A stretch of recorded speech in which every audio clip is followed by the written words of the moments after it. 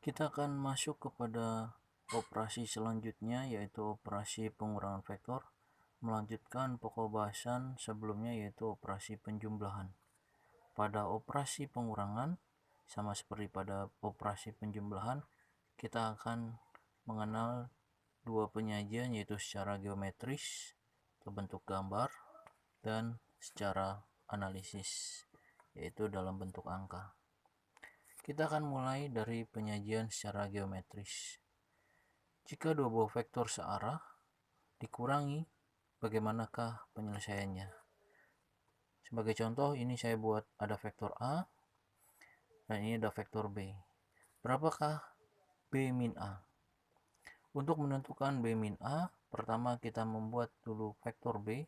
Kita membuat pada bidang yang lain, sebuah garis vektor B. Kemudian dari vektor B ini kita akan membuat vektor A. Nah, tapi perbedaannya adalah pada operasi pengurangan adalah bentuk operasi penjumlahan di mana vektor A kita rubah menjadi vektor min A. Jadi bentuk penjumlahan tapi vektor A kita ganti dengan vektor min A. Akibatnya ditulis jadi B ditambah min A. Vektor A sebelumnya punya ruas garis sepanjang ini dan arahnya kanan.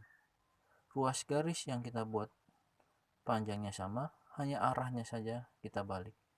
Kanan berarti sekarang kita balik ke kiri. Jadi dari ujung vektor B ini, sekarang kita membuat ruas garis sepanjang A dan arahnya kita buat ke kiri. Hasil akhirnya adalah garis ini.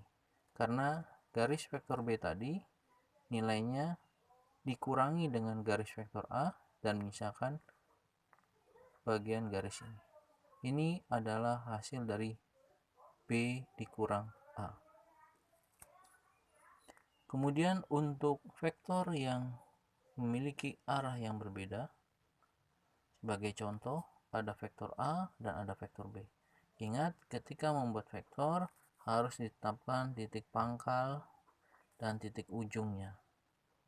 Titik pangkal biasanya dimulai dari nilainya 0.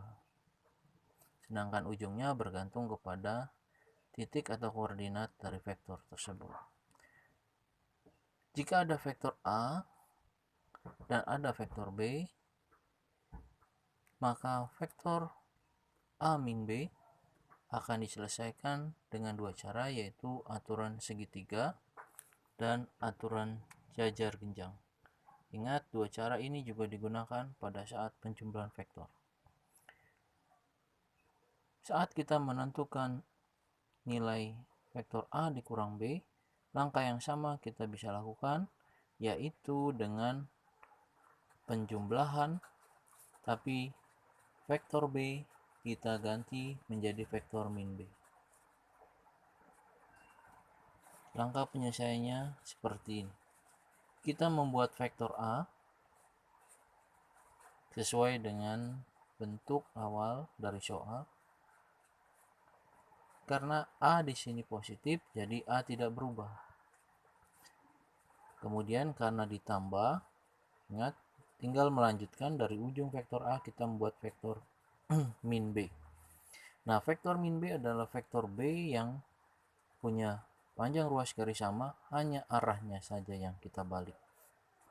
Berarti arahnya kita balik. Jadi titik pangkalnya kita ambil dari sini, ruas garisnya berarti kita sesuaikan panjangnya, dan arahnya sekarang menuju ke kiri bawah. Jadi penggambarannya seperti ini. Ini adalah vektor min B.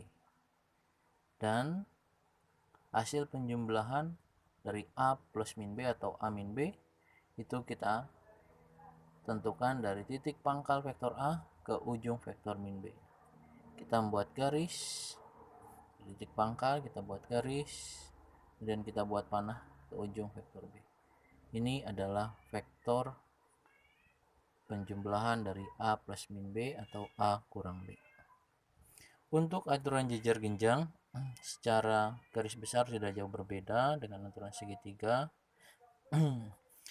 Untuk jajar genjang, Yang kita lakukan adalah kita membuat vektor A dan vektor B terlebih dahulu. Karena pertanyaannya sama, A dikurang B. Jadi A positif artinya A tidak berubah. Sementara B yang dibutuhkan di sini adalah B negatif. Jadi vektor A ditambah min B. Akibatnya kita membuat vektor min B. Dari titik pangkal vektor B, kita membuat ruas garis yang panjangnya sama, hanya arahnya kita balik. Sebelumnya ke kanan atas, sekarang jadi kiri bawah. Kemudian akibatnya ini vektor sudah tidak terpakai. Jadi yang sekarang kita gunakan adalah vektor min B dan vektor A. Untuk jajaran genjang, kita bisa tarik vektor min B ini ke ujung vektor A. Nah, ini kita sebut sebagai bayangannya. Ini tidak perlu ditebalkan, cukup dibuat garis putus-putus. Setelah ini selesai, ingat jangan langsung ditarik, kalau ditarik itu menjadi metode segitiga. Langkah kedua, sekarang kita tarik vektor A ke ujung vektor min B. Ini vektor A. Nah, kedua garis ini akan bertemu karena panahnya akan bertemu di satu titik. Nah, titik inilah yang akan menjadi jawaban. Jadi kita akan buat vektornya dari titik pangkal di A dan B, tarik ke pertemuan A dan B tadi. Jadi hasilnya sini. Jadi kalau kita bandingkan, dua jawaban ini sama. Demikian untuk metode grafis. Sekarang kita lanjut ke metode analisis. Kita akan mulai dengan vektor dimensi 2. Sama seperti pada penjumlahan, pada pengurangan pun langkahnya sama. Ingat, vektor hanya bisa ditambah dan dikurang ketika dia berada atau terletak pada sumbu yang sama, atau komponennya harus seletak. Jadi jika ada vektor P 6i plus 5j, Q 3i plus 8j, berapakah P min Q? P min Q bisa kita hitung dengan cara vektor P yang komponennya seletak dengan vektor Q adalah 6 dan 3, 5 dan 8. Jadi tinggal dikurangkan saja. Hasilnya jadi 3 dan min 3. Lalu berapakah jika P dikurang 2Q? Ingat, 2 di sini adalah skalar, jadi nilainya akan kita kalikan dengan komponen pada vektor Q. Kemudian hasilnya kita dapati bahwa 6i kurang 6i 0, kemudian 5j kurang min 16j dikurang 16j hasilnya min 11. Karena ini hasilnya 0, kita tidak perlu meletakkan komponennya atau kita tidak perlu meletakkan sumbunya. Cukup tuliskan 0 saja. Tidak perlu meletakkan sumbunya. Jadi ditulis 0 min 11j, atau bisa juga hanya menuliskan min 11j saja, atau boleh juga dituliskan 0 min 11j dalam bentuk baris, dalam bentuk kolom. Demikian penjelasan tentang pengurangan pada vektor. Semoga bisa dipahami. Sampai ketemu lagi. Salam.